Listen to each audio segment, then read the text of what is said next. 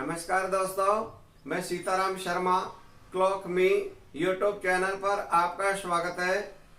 दोस्तों, आज हम आपको हिंदी व्याकरण में वाक्य पढ़ाएंगे, तो चलिए शुरू करते हैं। दोस्तों, यदि आपको हिंदी व्याकरण का संपूर्ण सिलेबस की वीडियो देखनी है तो आप क्लॉक मी ऐप को डाउनलोड करें, लिंक डिस्क्रिप्शन में है। अब यहाँ पर हम आपको वाक्य प्रारंभ कर रहे हैं। दोस्तों, टॉपिक है वाक्य। वाक्य किसे कहते हैं? दो या दो से अधिक शब्दों के पद क्रम मेल को वाक्य कहते हैं। पद क्रम का अर्थ होता है कि जिस प्रकार से एक के बाद एक स्टेप आते उसी रूप में रूपांतरित होता है, वो वाक्य होता है। वाक्य बनाते समय हमको सबसे पहले किन बातों का ध्यान देना चाहिए? सबसे पहले कर्ता का प्रयोग किया जाता है, उसके बाद कर्म का प्रयोग किया जाता है, फिर क्रिया का प्रयोग, उसके बाद सहायक क्रिया का प्रयोग किया जाता है। जैसे गिनती रहती है 1 2 3 4 5 ऐसे क्रम से रहती है, तो इसी रूप में उसको कहते हैं पद क्रम। यानी टॉपिक था अपना वाक्य परिचय, और वाक्य होते हैं वो दो या दो से अधिक शब्दों के पद क्रम मेल का वाक्य कहते हैं। जैसे एक आपको उदाहरण बता रहा हूं, जैसे राम दूध पीता है, तो ये देख लो एक के बाद एक क्रम से है। अब अगर इस वाक्य को ऐसे लिख दिया जाता है, अगर भाई पीता है दूध राम, तो वाक्य है वो पद क्रम नहीं, बिल्कुल गलत हो जाएगा। तो सबसे पहले प्राथमिकता होते है पद क्रम। पद क्रम का मतलब क्या होता है? अगर भाई क्रम से हो, सबसे पहले किसका प्रयोग किया जाता है? सबसे पहले कर्ता का प्रयोग किया जाता है। यहाँ पर राम कौन है? कर्ता है। और उसके बाद में कर्म का प्रयोग किया जाता है, उसके बाद में क्रिया का प्रयोग किया जाता है, और उसके बाद सहायक क्रिया का प्रयोग किया जाता है। यानी सहायक क्रिया का प्रयोग किया जाता है, तो वह वाक्य होता है। अब ध्यान दीजिए, वाक्य होते हैं वह दो प्रकार के होते हैं। पहला वाला वाक्य होता है रचना के आधार पर होती है। रचना के आधार पर वाक्य होते हैं वो 3 प्रकार के होते हैं। सरल वाक्य होता है, मिश्र वाक्य होता है, और संयुक्त वाक्य होता है। दूसरा वाला जो वाक्य होता है वह होता है अर्थ के आधार पर वाक्यों के भेद। दोस्तों, अर्थ के आधार पर वाक्य 8 प्रकार के होते हैं। मैं आपको एक छोटा सा ट्रिक बता रहा हूं, वो 8 प्रकार के वाक्य वो आपके कुछ ही पलों में याद हो जाएंगे। ये ट्रिक ये कि आय विश सन्नी संदेह विधि प्रश्न है। यहाँ पर लिखा हुआ है कि आय विश सन्नी संदेह विधि प्रश्न है। देखो, आ से बन गया आज्ञावाचक, एक वाक्य होगा। ई से हो गया इच्छावाचक, वि से हो गया विस्मयवाचक, स से हो गया संकेतवाचक, और नि से हो गया निषेधवाचक, और इसके बाद में संदेहवाचक है, विधिवाचक है, और प्रश्नवाचक है। तो वाक्य कितने प्रकार के होते हैं? यहाँ पर अर्थ के आधार पर पूछ लिया जाता है, तो अर्थ के आधार पर वाक्य होते हैं वो 8 प्रकार के होते हैं। इतना सा सूत्र है, आय विश सन्नी संदेह विधि प्रश्न। आ से आज्ञावाचक हो गया, ई से इच्छावाचक हो गया, और विषय विस्मयवाचक होगा, सन से संकेत वाचक होगा, नि से निषेध वाचक हो गया, और संदेह वाचक है, विधि वाचक है, प्रश्न वाचक है। तो ऐसे इस प्रकार से अर्थ के आधार पर वाक्य 8 प्रकार के होते हैं। अब हम यहाँ पर आपको पहले रचना के आधार पर जो वाक्य होते हैं वो 3 प्रकार के होते हैं वो समझा रहे। पहला वाला होता है सरल वाक्य।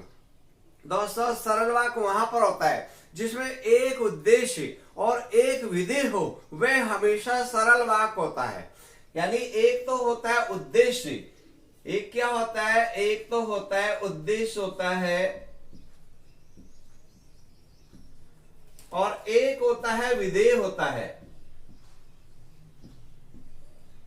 जिस वाक्य में एक उद्देश्य हो और एक विधेय हो, वह हमेशा सरल वाक्य होता है।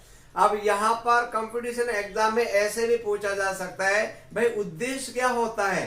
तो जैसे यहाँ पर दे दिया कि राम दूध पीता है, भाई इसमें उद्देश्य छांटना है, इसमें विधेय छांटना है। तो दोस्तों, ये आप ध्यान देना, उद्देश्य कहते हैं जिसके विषय में कहा जाता है उसे हमेशा उद्देश्य कहते हैं, अर्थात कर्ता को उद्देश्य कहते हैं। यानी यहाँ पर किसके विषय में कहा गया है? भी राम के विषय में कहा गया है, तो राम है वो तो हो गया उद्देश्य हो गया। यानी जो कर्ता होता है वह हमेशा होता है उद्देश्य होता है कर्ता, और उद्देश्य के विषय में जो कहा जाता है उसे विधेय कहते हैं।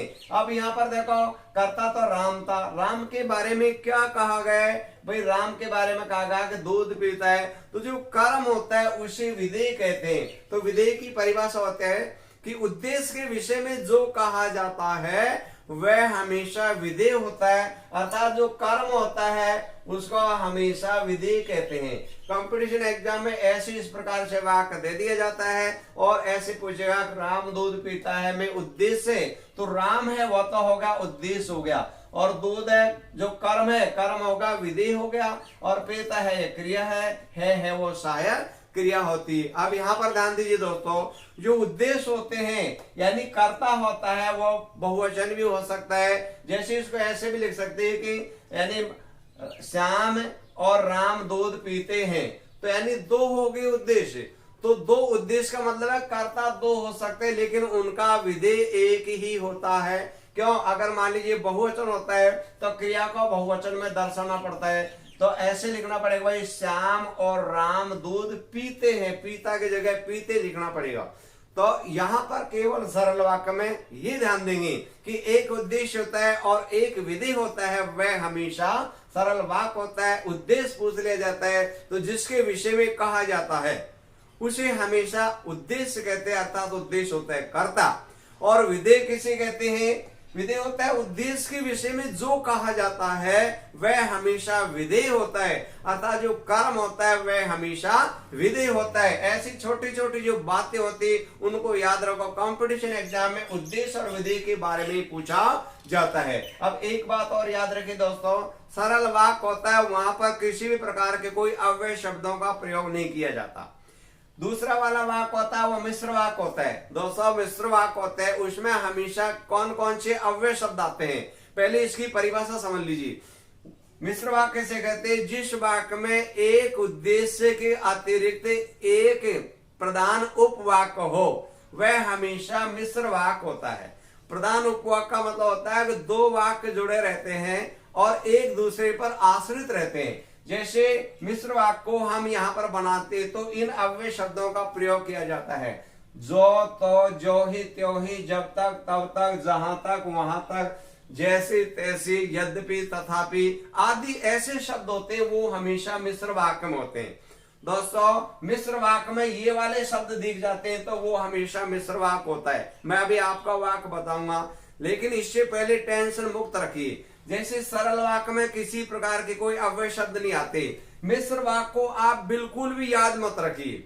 और संयुक्त वाक्य होता है उसको याद रख लेना, जीवन में कभी भी गलत नहीं होंगे। कैसे? यहाँ संयुक्त वाक्य होता है जिस वाक्य में एक से अधिक सरल वाक्य होते हैं वह हमेशा संयुक्त वाक्य होता है। केवल दोस्तों इन शब्दों को याद रख लेना, लेकिन, परंतु, किंतु, और, इसलिए, फिर भी, या, अथवा, यानी 1 2 3 4 5 6 7 और 8। दोस्तों ये 8 शब्दों को याद रख लेना। ये 8 शब्द हैं, इनके अलावा जितने भी जो अव्यय शब्द आ जाते हैं तो उस वाक्य में हमेशा आप बिना देखे मिश्र वाक्य कर दीजिए, बिल्कुल गलत नहीं होगा। और सरल वाक्य होता है उसमें किसी प्रकार का नहीं आती, और संयुक्त वाक्य होते हैं इसमें ये 8 शब्द आते हैं। तो हमको अगर मान लीजिए ये वाले भी याद करेंगे, ये वाले भी याद करेंगे संयुक्त, तो दोनों आपस में घुल मिल जाएंगे। तो इससे बेटर तरीका ये होता है कि संयुक्त वाक्य जो भी अव्यय शब्द है उनको आप याद रख लो, ये वाले याद नहीं रखेंगे तो ये दिख जाते हैं, तो हमेशा संयुक्त वाक्य होता है। और इनके अलावा जितने भी हैं वो हमेशा मिश्र वाक्य होता है। और सरल वाक्य में किसी प्रकार के कोई अव्यय शब्द का प्रयोग नहीं किया जाता। जैसे देखो आपके सामने दूसरा उदाहरण है, जैसे ये कच्चा आम खट्टा है, भाई इसमें देखो ये वाला है, ये तो होगा उद्देश्य हो गया, और आम है वो हो गया नहीं विधि हो गया। तो ऐसे इस प्रकार से हमको जानकारी मिल जाती है। देखो लेकिन मिश्र वाक्य क्या होता है, अब जैसे मान लो ये कच्चा आम खट्टा है, इसको हम मिश्र वाक्य में बदलेंगे तो दोस्तों ये वाले जो शब्द दिखाई दे रहे इनको जोड़ करके बोलना पड़ेगा। तो हमको ऐसे लिखना पड़ेगा कि यह है कच्चा आम तो खट्टा है। दोस्तों ये वाले जो अव्यय शब्द है इनमें जो सटीक शब्द जुड़ जाता है अव्यय का, उन्हीं को जोड़ना है। देखो ये जुड़ेगा और यानी तो जुड़ेगा, इसका प्रयोग नहीं किया जाएगा।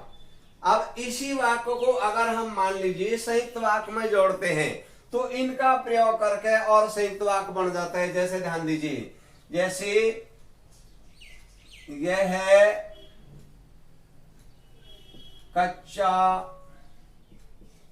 आम है, इसलिए खट्टा है। ध्यान दीजिए दोस्तों, ये सरल वाक्य होता है, वो एक छोटा वाक्य होता है। संयुक्त वाक्य होता है, उसमें दो वाक्य होते हैं। एक वाक्य तो ये बन गया ये कच्चा आम है, एक वाक्य बन गया। अब इसमें बार बार पूर्ण विराम लगाने की आवश्यकता पड़ती है, तो पूर्ण विराम ना लगे इसलिए इन अव्यय शब्दों का प्रयोग किया जाता है और एक वाक्य बहुत बड़ा बन जाता है। तो देखो दूसरा वाला ये हो गया अकेले। अब जो आम शब्द उसको बार बार लिखने की जरूरत नहीं पड़ती है, तो ये दूसरा वाला ये हो गया, अपने आप ही दो वाक्य बन गए। जैसे यहां पर लिख देते, मान लो कि हिंदू मंदिर जाते हैं, यानी हिंदू मंदिर जाते हैं और सिख गुरुद्वारा जाते हैं, गुरुद्वारा जाते हैं। तो ध्यान दीजिए दोस्तों, ये वाले होगा जिसमें एक से अधिक सरल वाक्य होते हैं। भाई कम से कम दो होने चाहिए। एक तो सरल वाक्य ये बन गया हिंदू मंदिर जाते हैं, एक हो गया। अब पूर्ण विराम की जरूरत नहीं पड़ी, अव्यय शब्द जोड़ दी, और दूसरा वाला जो वाक्य है वो ये वाला हो गया। ऐसे इस प्रकार से तो आपको ध्यान दीजिए, संयुक्त वाक्य को एक याद रख लेना और मिश्र वाक्य को उसको याद रखने की जरूरत नहीं है। सरल वाक्य था उसमें किसी प्रकार के कोई अव्यय शब्द का प्रयोग नहीं किया जाता। अब मैं आपको देखो जैसे 5-7 उदाहरण ऐसे इस प्रकार से बता रहा हूं। जैसे ध्यान दीजिए, मान लीजिए इसमें ये आ गया कि राम पास हो गया, और ऐसे पूछ लिया गया अगर भाई ये कौन सा वाक्य है, देखो कर्ता हो गया, तो यानी छोटा वाक्य हो गया। तो इसका मतलब कोई भी अव्यय शब्दों का प्रयोग नहीं किया। भाई कौन सा वाक्य होगा, सरल वाक्य हो गया। अब ये सरल वाक्य है, उसको हमको मिश्र वाक्य बनाना है। कौन सा बनाना है, तो ये वाला है, वो तो हो गया सरल वाक्य हो गया। ऐसे इस प्रकार से हमने यहाँ पर लिख दिया, इसका उत्तर सरल वाक्य होगा। अब इसी सरल वाक्य को हमको मिश्र वाक्य में बनाना है, तो इसमें से जो शब्द अव्यय के जुड़ जाएंगे, मैंने और बताए थे, तो अति आवश्यक जो शब्द है उनको जोड़ना है। अपने हिसाब से मन मर्जी से किसी भी प्रकार के फालतू चीज नहीं जोड़नी। जिसको अपन ने देखा नहीं वो कभी भी इस वाक्य में जोड़ना नहीं है। अति आवश्यक जो चीज होती है क्रिया से संबंधित, केवल आप उसी को जोड़ सकते हैं। तो देखो हम क्या करेंगे, अगर राम पढ़ा तो पास हो गया। यहां पर देखो कौन सा वाला जुड़ा, ये वाला जुड़ा। ऐसे देखो ध्यान दीजिए। अब मैं आपसे पूछ रहा हूं भाई कौन सा वाक्य है। धृतराष्ट्र ने बहुत समझाया लेकिन दुर्योधन नहीं माना। भाई कौन सा शब्द आ गया, भाई लेकिन आ गया, समझ लीजिए भाई संयुक्त वाक्य। और बोल रहा हूं जैसे ये वही देश है जो सोने की चिड़िया कहलाता है। भाई कौन सा शब्द आएगा, जो आ गया, तो कौन सा होगा, भाई मिश्र वाक्य होगा। इनमें से नहीं आया ना, तो इसका मतलब होगा संयुक्त वाक्य नहीं मिश्र वाक्य। ज्यों ही हम स्टेशन पहुंचे त्यों ही गाड़ी निकल गई, तो वही कौन से शब्द आ गए, ज्यों ही त्यों ही आ गया, तो कौन सा वाक्य होगा, मिश्र वाक्य हो गया। लेकिन ध्यान दीजिए, जैसे वह खूब पढ़ा फिर भी फेल हो गया, अब बताओ कौन सा वाक्य है। तो हम यहाँ पर अगर हमारे अव्यय शब्द याद है, भाई कौन सा शब्द आएगा, फिर भी, तो फिर भी है वो कौन से मतलब है, सरल में तो आते ही नहीं, मिश्र वाक्य उसमें है ही नहीं। इसका मतलब संयुक्त वाक्य में आया शब्द कहां पर है, ये फिर भी, तो इसका मतलब कौन सा वाक्य होगा, भाई संयुक्त वाक्य होगा। ऐसे इस प्रकार से हम छटनी कर देते हैं। जैसे और मैं आपको यह बता रहा हूं, जैसे आदत है जब तक परिश्रम करते रहो तब तक सफलता न मिले। भाई कौन से अव्यय शब्द आ गया, ये वाला आ गया। ऐसे देखो, वह दूध पीता है और जलेबी खाता है, भाई कितने वाक्य हो गए? 2 हो गए। कौन सा अव्यय शब्द आ गया? भाई अव्यय शब्द आ गया। तो अव्यय शब्द आते ही, इन शब्दों में से आते ही तो कौन सा वाक्य बन जाता है? संयुक्त वाक्य बन जाता है। और अगर मान लीजिए इनके अलावा जितने भी जो होते हैं वो हमेशा मिश्र वाक्य होता है, और सरल वाक्य में किसी प्रकार का प्रयोग नहीं किया जाता है। और सरल वाक्य में हमेशा उद्देश्य और विधेय पूछा जाता है। ध्यान दीजिए दोस्तों, यहाँ पर यानी मिश्र वाक्य देखो, जैसे राम पढ़ा, यानी ये वाला वाक्य है और ये पास हो गया, ये एक दूसरे पर यानी आश्रित है। जिस वाक्य में एक सरल वाक्य के अतिरिक्त एक आश्रित उपवाक्य हो, क्योंकि यहां पर ये वाला है, ये इस पर आश्रित है, तो पहला वाला वाक्य दूसरे पर निर्भर है और दूसरा वाला जो होता है वो पहले वाले पर निर्भर रहते हैं, वो हमेशा मिश्र वाक्य होते हैं। जबकि संयुक्त वाक्य होते हैं वो दोनों के दोनों वाक्य होते हैं, वो स्वतंत्र होते हैं, एक दूसरे पर कोई निर्भर नहीं रहते। जैसे देखो हिंदू मंदिर जाते हैं, ये भी परिपूर्ण रूप से है। जैसे सिख गुरुद्वारे जाते हैं, ये भी परिपूर्ण रूप से है। जैसे वह दूध पीता है और जलेबी खाता है, तो यानी क्योंकि पीने के साथ पीने की क्रिया जोड़ते हैं और खाने के साथ खाने की क्रिया जोड़ती है, एक दूसरे पर कोई आश्रित नहीं रहते। 2 वाक्य होते हैं, 2 से ज्यादा भी हो सकते हैं लेकिन 2 से कम कभी भी नहीं रहते। जबकि यहाँ पर 2 वाक्य नहीं रहते, एक ही वाक्य रहता है। जैसे ये वाला था, एक वाक्य था, कौन सा था? सरल वाक्य। अब इसी को हमने यानी एक दूसरे पर आश्रित बनाया। अब देखो इसी को अगर हम मान लीजिए संयुक्त वाक्य में जोड़ेंगे तो ऐसे जुड़ जाएगा, राम पढ़ा इसलिए पास हो गया, क्योंकि इसलिए शब्द जुड़ेगा। राम पढ़ा इसलिए पास हो गया। तो कहने का मतलब है कि आप संयुक्त वाक्य को याद रख लेना, ये 8 शब्द अगर जहां पर भी दिखाई दे जाते हैं वह हमेशा संयुक्त वाक्य होता है। मिश्र वाक्य होता है, उसमें बहुत सारे अव्यय शब्द है, उनको याद मत रखिए। सरल वाक्य में आते नहीं है तो बस ये शब्द दिखे तो ये कर लो, इनके अलावा जितने भी है तो मिश्र वाक्य कर दीजिए। और सरल वाक्य में रहते नहीं है, सरल वाक्य सीधी सी पहचान हो जाती है। और जो ये अर्थ के आधार पर 8 प्रकार का होते हैं, इसको याद रख लीजिए। तो दोस्तों, आपको अगर संपूर्ण वीडियो आपको देखनी है तो आप क्लॉक मी ऐप को डाउनलोड करें, लिंक डिस्क्रिप्शन में है, वहां पर आपको सब कुछ संपूर्ण वीडियो दिखाई दी जाती है। पूरा का पूरा जो सिलेबस है वो उसमें आपको मौजूद हो जाएगा।